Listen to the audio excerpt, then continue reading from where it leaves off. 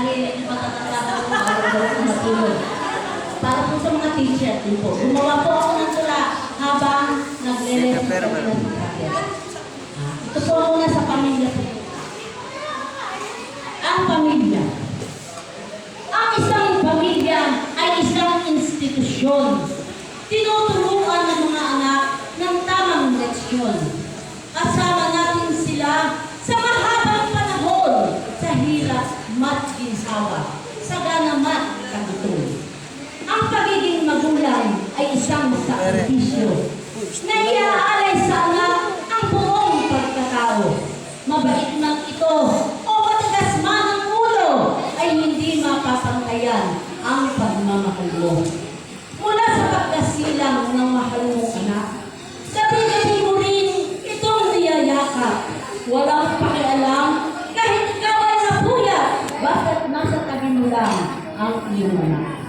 Ikaw ang kanlungan upang maging matatag dahil ayaw mo sana itong mapahamak. Ang iyong proteksyon ay laging nilalaga sa pagkakandili sa mahal mong anak. Kahit hindi mo na kaya, iyong pinipilit pa. Mabuhay mo lamang siya ng sagana. Isusubo mo na lang. Ibibigay pa sa kanya ang pagmamahal ng umirang ina. Sa iyong mga gawain para ka ng alinlang, mapaglingkuran mo lamang ang iyong pamilya. Kahit ang trabaho, parang di mo na kaya, tinitiis ang pagod para lang sa kanila. Kaya mga anak ha, ito yung lesson ha, pakinggan nyo. Para sa mga anak ha, buong pagtitiis at buong paghihilapis, ang nararamdaman mo, ikaw ay tatamis. Kapag ang anak mo'y nagkaroon ng sakit, unang-una ka na, ang puso'y nakakapis. At sa umaga naman, alagang-alaga mo siya, iyo pang idadala sa pagpasok sa eskwela. Bibigyan mo ng baon kahit wala ka ng pera at pilit mong inuuna ang para sa kanila. Maglabat, magluto, maglinis ng bahay. Magsampay, magtitlo sa buong buhay. Tila walang katapusan.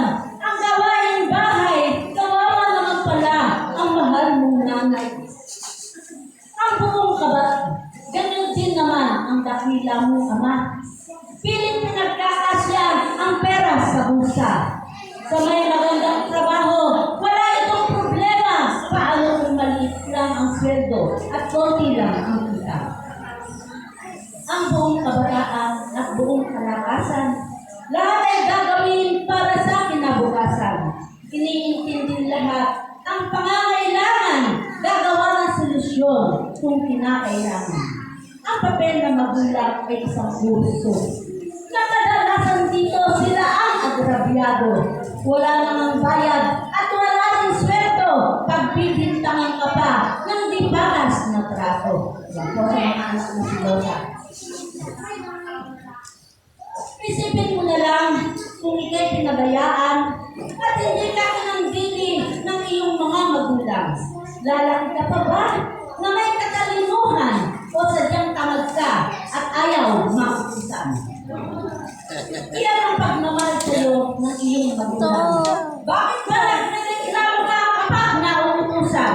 Bakit ang cellphone mo ay hindi mo mabitiwan kung wait na lang ang iyong tinuturan? Ang mabait na anak ay isang kayamanan. Ang masuwaring anak ay isang kahinaan. Kaya ang payo ko sa mga kabataan, sumunod na lang kayo sa inyong mga magulang. Minsan ang iba nag-aapura sa pag-aasawa. Hindi pa man natatapos sa pag-ieskwela. Hindi iniintindi at hindi na rin tanga mga payo ng magulang kanilang isinaiirita. At nang maghirap na sa kanilang pamumuhay, di ba magulang din ang siyang unang dadamay na ikaw na sana ang sa kanila'y gagabay at sa kanilang pagtanda, ikaw ang aagapay. Ang pag-aaral muna ang inyong pagbutihin. Ang pag-aasawa ay huwag mo nang iisipin. At at magandang buhay ang inyong sasabihin kapag sumalit ka, ikaw ay paghihirapin. Darating din sa punto kayo magkakapamilya, mararanasan din ninyo ang maging ama't ina. Kung mabait ang anak mo, ikaw ay masaya kapag matigas ang ulo. Tiyak na, stress ka. Kaya dapat lang kayong mga kabataan, pakamahalin nyo ang inyong mga magulang.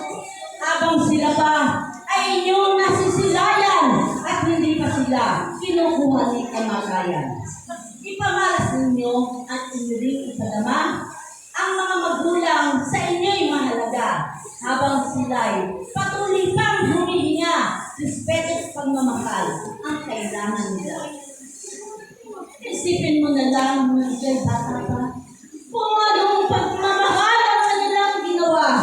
Binigay sa iyo ang buong pagkalinas ng naganong ka rin kapag sila'y tumandali.